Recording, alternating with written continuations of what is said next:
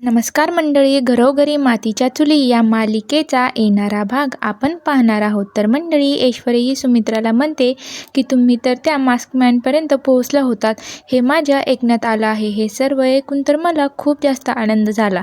तेव्हा ऐश्वर्या सुमित्राचा हात पकडून शुभेच्छा देते. तेव्हा सुमित्रा रागाने तिचा हात झटकते आणि म्हणते, ऐश्वर्या, एक कायमचं लक्षात राहू दे, आमचं कुटुंब कधी तू मोडू शकणार नाही, हे कायमचं डोक्यामध्ये फिट राहू दे.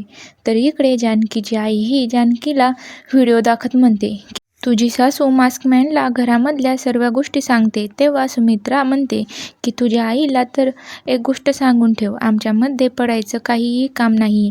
या दोघींमध्ये जानकीही गोंधळून जाते.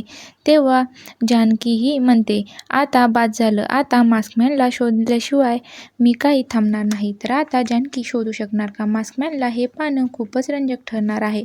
अशाच मालिकेचे नवनवीन व्हिडिओ पाहण्यासाठी चॅनलला लाईक, शेअर आणि सबस्क्राईब नक्की करा.